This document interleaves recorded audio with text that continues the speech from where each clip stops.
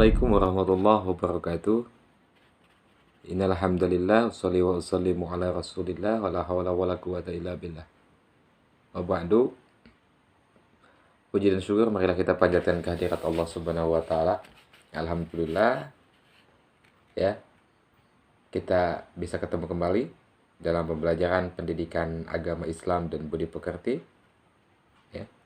Dan alhamdulillah sampai saat ini kita masih bisa diberikan kesehatan oleh Allah Subhanahu wa taala, dan yang paling utama adalah nikmat yang paling luhur, yaitu nikmat iman dan Islam yang selalu tertanam di dalam hati kita. Ya. Oke, sebelum kita mulai, anak-anakku sekalian, silakan kalian berdoa dulu dalam hati agar kita diberikan kelancaran dan pikiran kita diberikan kecerdasan untuk bisa lebih cepat dalam memahami satu pelajaran, ya.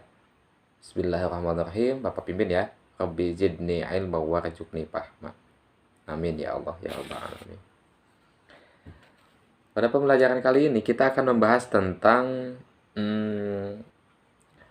sikap toleransi adalah menjadi satu alat untuk pemersatu bangsa. Nah, itu ya. Kenapa dibahas sikap toleransi? Karena sangat sulit antara manusia saling bisa bertoleransi. Makanya, sikap toleransi adalah salah satu cara untuk bisa menjaga keutuhan NKRI ini. Karena Negara Kesatuan Republik Indonesia ini kewajiban kita untuk menjaganya. Ya, setelah para pejuang-pejuang di masa lalu berjuang untuk memerdekakan bangsa ini, sekarang giliran kita yang harus menjaganya. Ya, oke. Pada kesempatan kali ini, Bapak akan membacakan sebuah hadis. Hadis yang diriwayatkan oleh Imam Bukhari dan Muslim, ya. Ini tentunya tentang toleransi, ya. Karena apa? Toleransi itu sangat sulit, ya. Bisa diucapkan tapi sulit untuk dilakukan. Karena masing-masing manusia itu masing-masing punya ego tersendiri, ya. Oke. An Anas radhiyallahu anhu an Nabi sallallahu alaihi wasallam qala wallazi nafsi biyadihi la yu'minu 'abdun hatta yuhibbu li jarihi ma yuhibbu li nafsihi.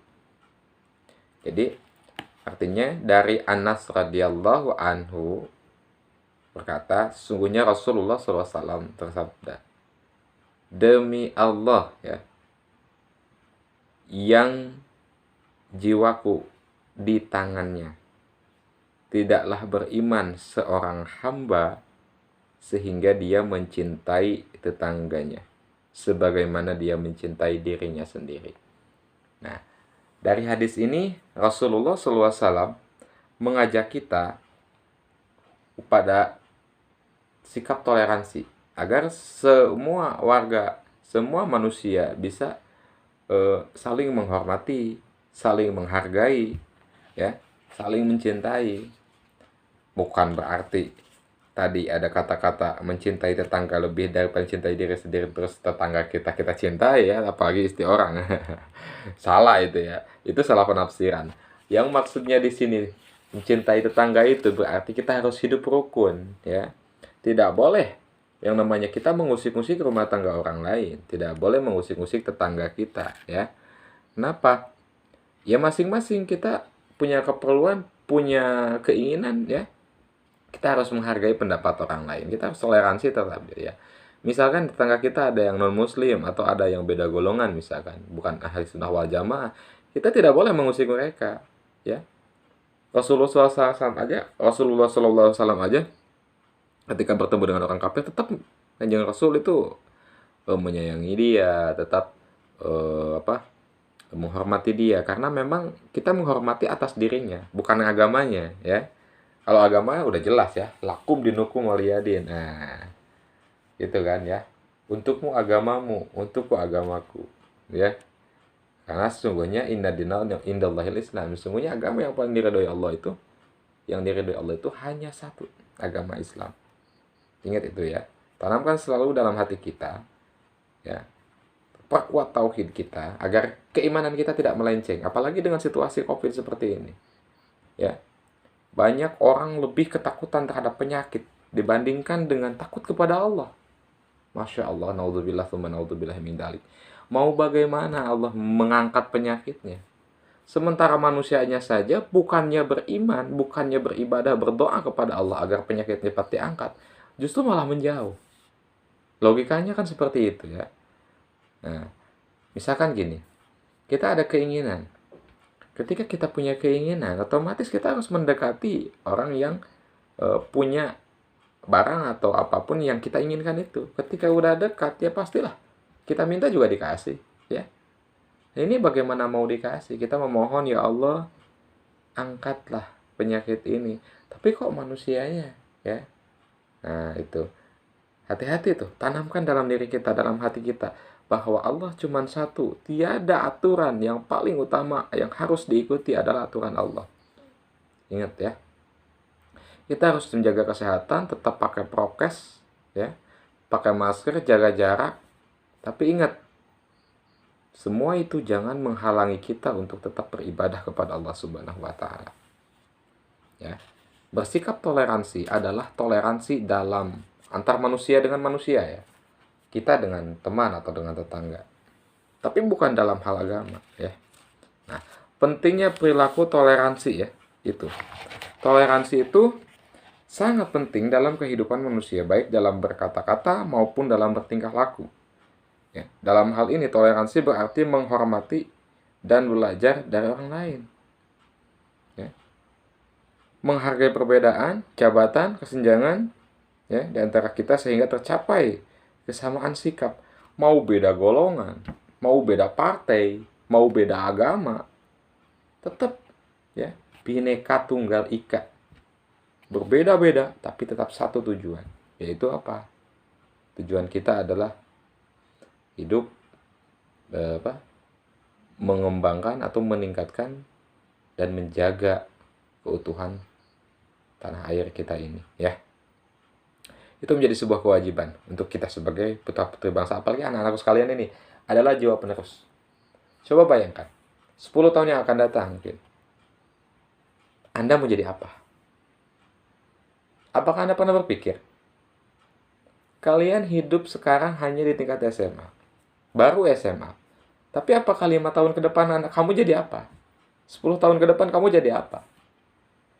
Mungkin saja yang menjadikan camat itu kalian, yang menjadikan kades manis itu kalian, ya, atau bahkan menjadi presiden, menjadi bupati, menjadi gubernur.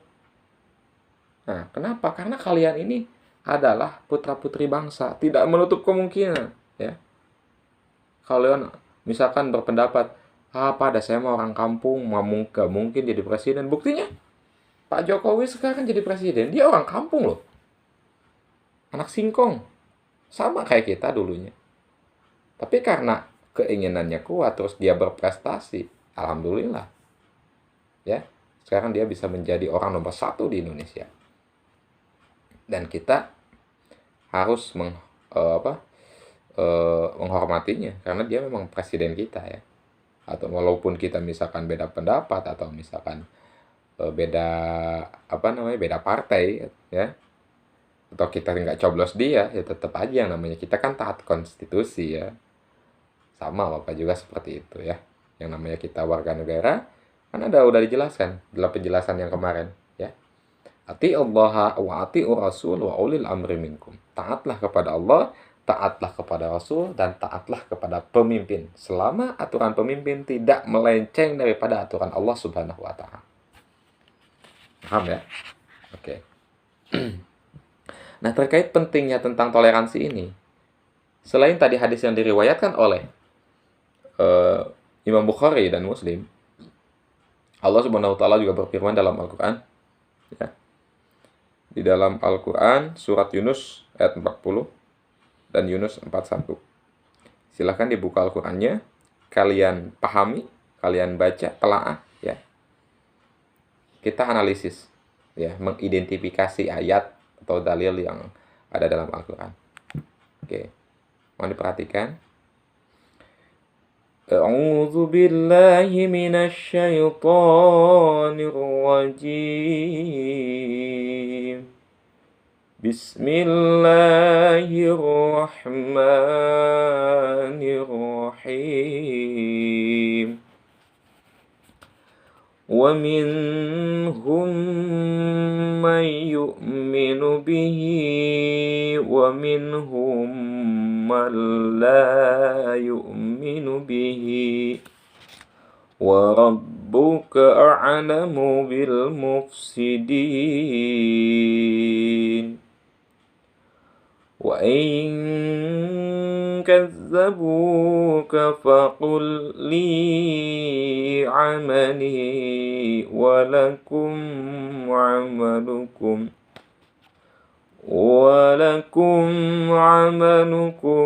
antum bari'una bima a'malu wa ana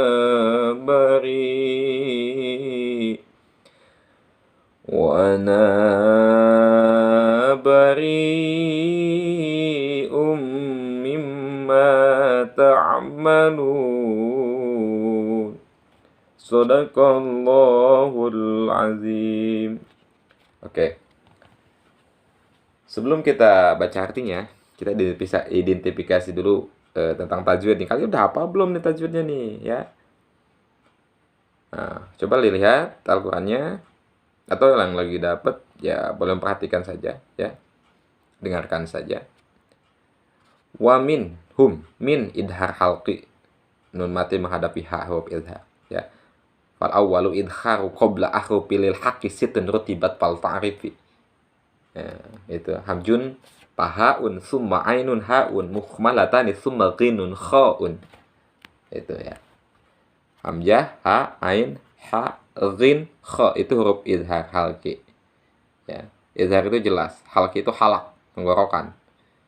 Jadi apabila menemukan nun mati menghadapi huruf khalaq maka dibacanya jelas. Gitu ya. Wa min hum idgham mislain, mim mati menghadapi mim. Hukum mim mati ada 3. 1 idgham syafawi, idgham mutamasilan atau idgham mimi. 3 ikhfa syafawi. Mim idgham syafawi, mim mati menghadapi semua huruf hijaiyah kecuali ba dan mim. Mim mati menghadapi mim hukumnya idgham mislain atau idgham mutamasilan mal gunah, ya. Mim mati menghadapi ba ikhfa syafawi. Gitu ya. Wa minhum may, nun mati menghadapi iya idgham bigunah. Idgham bigunah ada 4 hurufnya, ya. Apa saja? Nah, apa saja coba, ya. Tahu enggak? Ya. Wasani idghamu bisin atin wasani idghamu bisitatin atat yang maluna innahu qad sabatat. Nah, itu mengguna ya. Idghamnya. Gunah itu ada gunah musyaddad ya.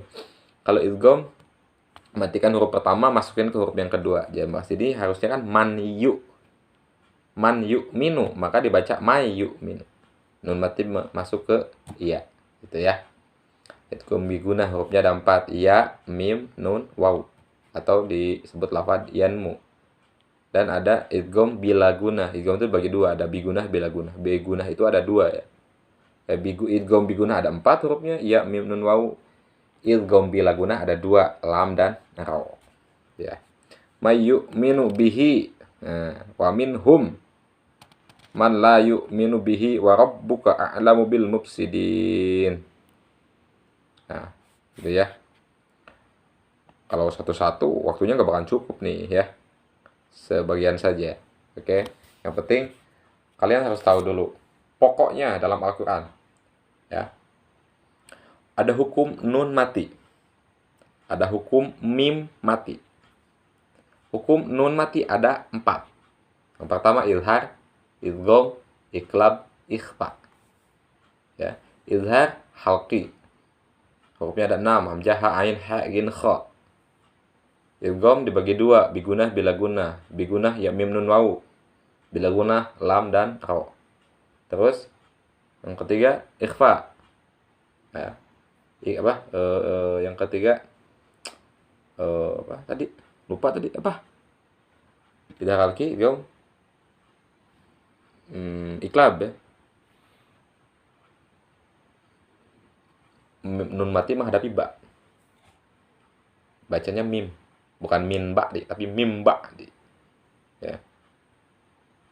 Yang keempat ada ikhfa. Ikhfa ada 3. Ikhfa akrab, ikhfa usat, ikhfa ab'ad. Ikhfa akrab hurufnya 3. Ta, to, dal. Ya.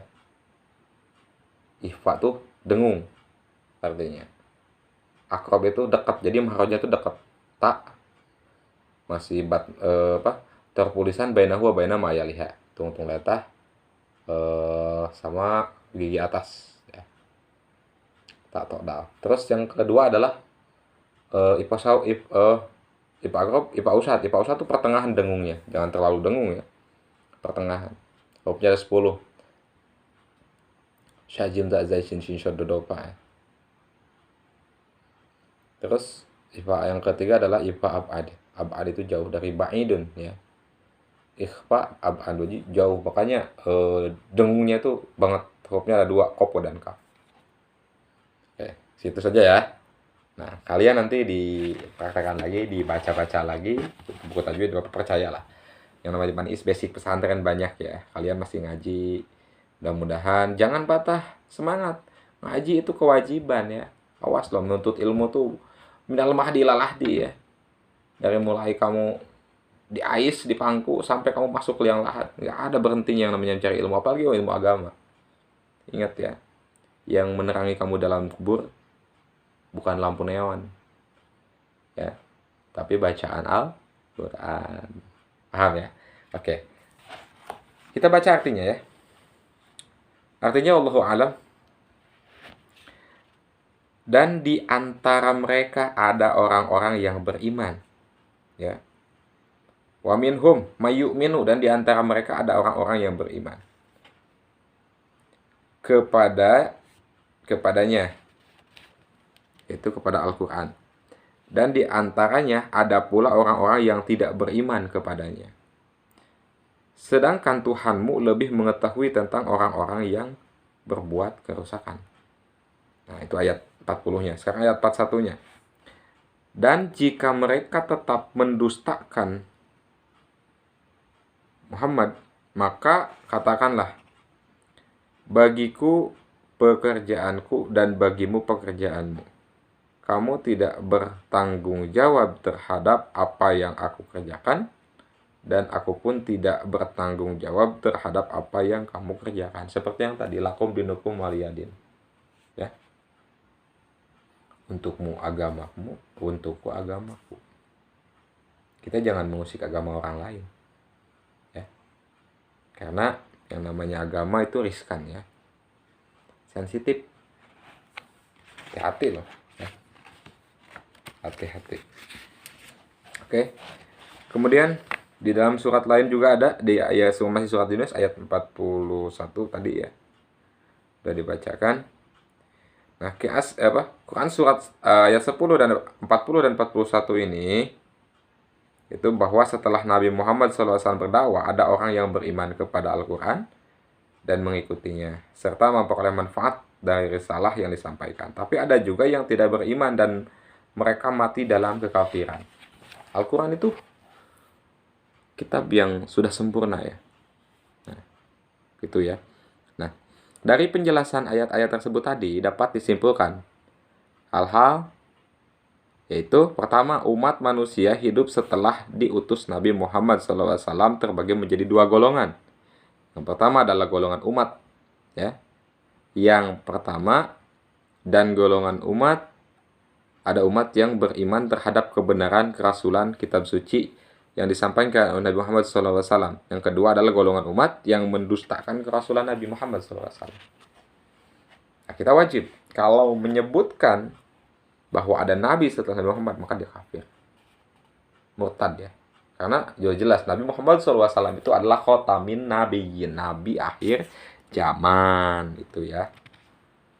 Nah, yang kedua, Allah Subhanahu wa taala Maha mengetahui sikap dan perilaku orang-orang yang beriman ya, yang selama hidup di dunia senantiasa bertakwa kepadanya. Begitu juga orang-orang kafir yang tidak beriman kepadanya. Dan yang ketiga adalah orang beriman harus tegas dan berpendirian teguh atas keyakinannya. Ya, ia tegar meskipun hidup di tengah-tengah orang-orang yang berbeda keyakinan. Jadi, kalau misalkan kita memiliki satu keyakinan yang kuat, insya Allah. Karena yang diuji oleh Allah itu bukan hanya ibadahnya. Ibadah itu kewajiban. Ya. Ibadah itu kewajiban. Tapi keyakinan kita yang harus diperkuat. Ya, segala sesuatu tergantung keyakinan. Contoh, pada zaman dulu, orang tua zaman dulu dengan bacaan-bacaan jampi-jampi, yang jawokan, Sunda dulu ya, bacaan apa, Sunda Wiwitan atau bahasa Jawa, yang jawokan lah kalau kita bilang ya. Bahasanya tuh nggak karuan, tapi kok bisa dijabah, kayak misalkan pelet untuk wanita. Pelet misalkan, pas kamu ketemu nih sama cewek, wah cantik banget tuh cewek, wah. Tapi kita nggak pede, padahal ya karena kita kan apalagi cewek zaman sekarang penting duit dan juga apa, kepercayaan diri ya, percaya diri itu. Kalau zaman dulu enggak, langsung dibaca tuh malamnya itu, katanya dibaca tuh. Bapak nemu uluk-uluk si bagina Daud asmara si asmara aur dan pepekan kumaya raga sawar namang sing sabda tunggal sing sabda angrungus sudung-sudung gerilingeun teu lemur kacipan hunan matak lieur deung deuleun matak torek dedenyan. Ya aing kenang pelet pang peletkeun si anu dah gabusia gabu aing gitu. Pangirut bumi bebacaanana lieur lah. Tapi kalau dia yakin, karena keyakinan kok bisa terjadi, bisa diijabah ku Allah. Karena memang yang utama tuh keyakinan ya. Kayak orang tua dulu kata nyebut Bismillahirrahmanirrahim, dia bisa terbang loh. Padahal salah bacaannya. Bismillahirrahmanirrahim ini Hirrahmanirrahim. Kenapa bisa seperti itu? Karena keyakinan. Ya. Makanya keyakinan itu adalah tauhid itu nomor satu. Perkuat. Pondasi itu. Kalau dalam rumah itu pondasi. Walaupun ke atasnya bagus, kalau pondasinya bocor, hancur itu rumah. Nggak bakalan tahan lama. Ya. Makanya Bapak titip kepada kalian khususnya anak-anak Bapak, semua anak-anak SMK Manis ya. Khususnya umumnya untuk semua umat muslim ya. Perkuat tauhid kita, keyakinan kita. Jangan sampai kita bisa dihancurkan oleh orang kafir. Karena orang non muslim itu sudah pintar sekarang. Masukkan game, masukkan video-video porno. Anak-anak di internet bisa buka situs-situs nggak bener. Itu kan mau menghancurkan agama. Hati-hati. Sekarang ada larangan. Wah, campur tangan politik, sholat Jumat dilarang. Wah, itu kita ibadah kok. Ya. Jadi jangan sampai lah. Ya, perkuat keyakinan kita. Ingat, pondasi keimanan adalah tauhid, keyakinan, kepercayaan. Ya. Nah, utamakan harus hafal dari mulai aqaidul iman yang jumlahnya 50 itu, ya. Hafal? Ya. Hafal kan? Aqaidul iman. Apa saja? 20 sifat yang wajib kita ketahui, sifat wajib Allah. 20 sifat yang mustahil bagi Allah dan 1 sifat jaiz bagi Allah. Jumlah 41. 4 sifat wajib bagi Rasul, 4 sifat mustahil bagi Rasul, dan 1 sifat wenang bagi Rasul. Jumlah 9. 41 dan 9 jumlah 50. Nah itu aqaidul iman, fondasi kita. Ya. Seperti yang 20 itu kan wujud, qidam, bako. Wujud artinya Allah itu ada. Maka mustahil Allah tidak ada. Ya kalau Allah nggak ada, kita nggak bakalan ada. Itulah perkuat keyakinan kita.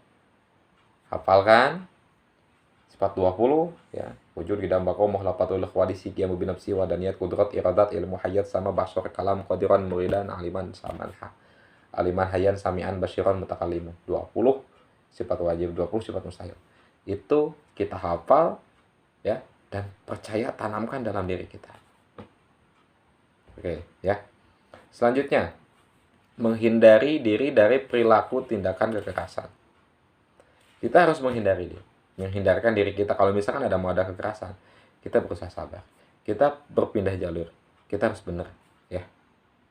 Waman ajli dzalika katabna ala bani Israil annahu man qatala nafsan bighairi nafsin aw fasada fil ard faka'annama qatalan nas jami'a. Waman ahyaha faka'annama ahya'an nas jami'a. Ya. Ini firman Allah dalam Al-Qur'an surat Al-Maidah ayat 32. Silahkan nanti kalian baca. Ya. Berhubung waktunya sudah mepet, ya. Kalian baca di rumah, kalian tulis artinya. Nah, tadi itu ya. Silahkan baca, tulis, amalkan. Insya Allah hidup kalian akan berkah.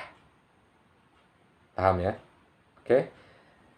Rupanya cukup sekian yang dapat Bapak sampaikan untuk bab ini. Jadi kesimpulannya ya, untuk menjaga NKRI salah satunya adalah dengan toleransi ya, dan menjauhkan diri dari tindak kekerasan. Yang paling utama menjaga toleransi, baik toleransi antar agama, toleransi dengan orang yang berbeda agama, toleransi orang dengan orang yang berbeda golongan, toleransi dengan tetangga, beda kas, ras, suku, budaya. Jangan sampai ada perpecahan karena kita adalah umat manusia yang Allah ciptakan. Walaupun berbeda agama, tapi kita tetap bangsa Indonesia. Paham ya? Oke. Cukup sekian. Dan terima kasih. Semoga kita semua senantiasa selalu ada dalam lindungan Allah Subhanahu wa taala, dan kita semua selalu diberi kesehatan walaupun di tengah pandemi ini. Kita harus tetap semangat dalam belajar. Bapak tutup. Akhirul kalam. Walaupun minkum. Assalamualaikum warahmatullahi wabarakatuh.